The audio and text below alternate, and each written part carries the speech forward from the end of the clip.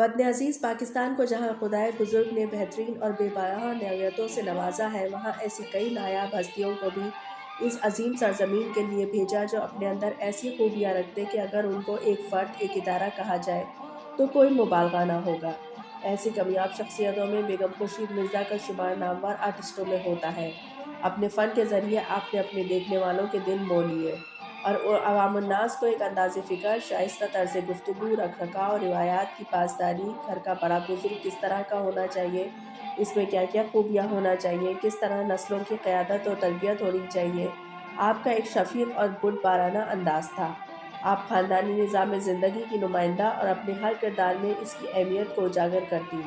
PTV ने हमें art के हवाले से ऐसी बहुत सारी अनमोल हस्तियाँ दी और हम अपने आप को एक खुशनसीब समझते हैं जिन्होंने इन मुनफरिद और पुरखुलूस शख्सियात को देखा, सुना और इनसे ज़िंदगी बरतने का फ़न सीखा।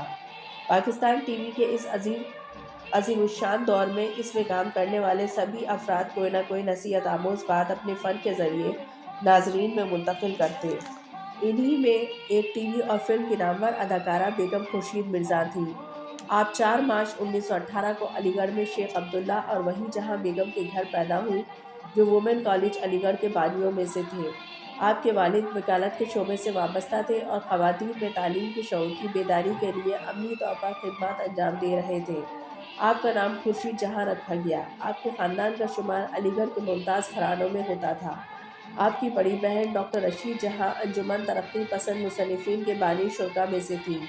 आप 4 बहनें और आपका एक इकलौता भाई था। 17 साल की उम्र में 1935 में पुलिस ऑफिसर अकबर हुसैन मिर्ज़ा जो दिल्ली में मुक़ीम थे, उनके साथ आपका अक़्द हुआ और यूँ खुर्शीद जहां बेगम से बेगम खुर्शीद मिर्ज़ा बन गई। आपके भाई मोहसिन अब्दुल्ला बम्बई के एक फ़िल्मी इदारे जिसका नाम बम्बई टॉकीज़ था, इससे वाबस्ता थे। आपका घराना पढ़ा लिखा होने के साथ साथ शोबिज़ से वाबस्ता था। एक बार बेगम खुर्शीद की मुलाकात भाई के तवस्सुत से मशहूर हिदायतकार देविका रानी और हुमा किश्वर राय से हुई। इन्होंने आपकी शख्सियत से मुतासिर होकर आपको अपनी फ़िल्मों में काम करने की दावत दी, जिसे आपने अपने ख़ावंद की इजाज़त से बख़ुशी कबूल किया। 1937 में फ़िल्मी सफ़र रेणुका देवी के नाम से शुरू किया। जीवन प्रभात 1937, भाभी 1938, भक्ति 1939, बड़ी दीदी 1939, सहारा 1943, ग़ुलामी 1945, सम्राट चंद्रगुप्ता 1945 और दीगर कई शोहरा आफ़ाक़ फ़िल्मों में काम किया। आपने अदाकारी के साथ साथ गुलकारी भी की। फरवरी 1945 में हिंदुस्तानी फ़िल्मी नगरी से सुपुर्दोश हो गई। 1945 में बम्बई को खैराबाद कहकर लाहौर आ गई। तक़सीम हिंद के बाद पाकिस्तान की हो गई और रेडियो पाकिस्तान कराची से मुंसलिक हो गई और ख़वातीन के मसाइल पर प्रोग्राम्स करती रहीं। 1947 में पाकिस्तान आकर आपने एमए अंग्रेज़ी की सनद 1963 में हासिल की। 1963 में एक बंगाली फ़िल्म निर्जान सियाकेट और 1972 में पाकिस्तानी फ़िल्म मोहब्बत में भी काम किया।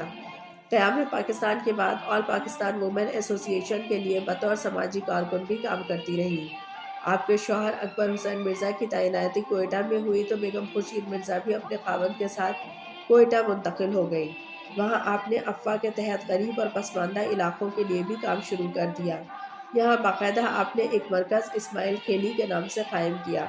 1964 में जब पाकिस्तान टीवी का क़याम अमल में आया तो बेगम खुर्शीद मिर्ज़ा ने हसीना मोइन के लिखे हुए ड्रामे किरण कहानी में 1973 में काम किया। फिर इन्हीं के तहरीर करदा ड्रामे ज़ेर ज़बर पेश में 1974 में बेमिसाल अदाकारी के जौहर दिखाए।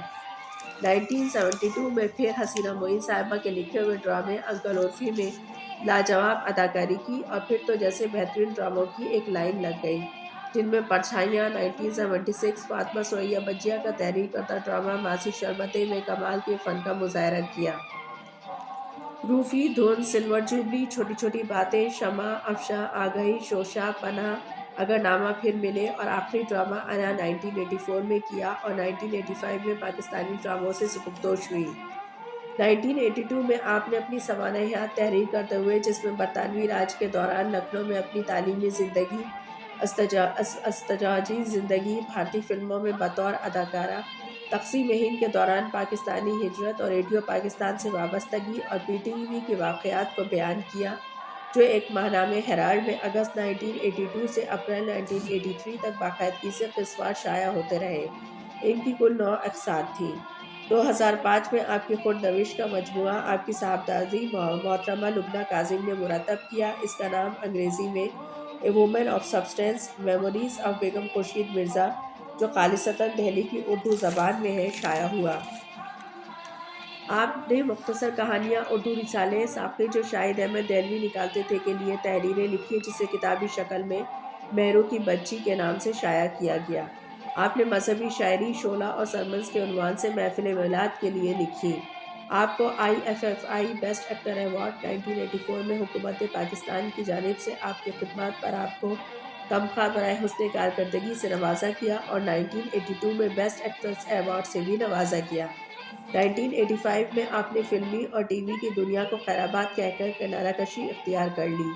1986 میں کراچی سے لاہور منتقل ہو گئی، جہاں وہ اپنی بیٹیوں اور نواسہ نواسیوں کے ساتھ مقیم رہی۔ 8 فروری 1979 کو 70 برس کی عمر میں آپ خالق حقیقی سے جا ملی۔ آپ کو لاہور کے میاں میر قبرستان میں سپرد خاک کر دیا گیا۔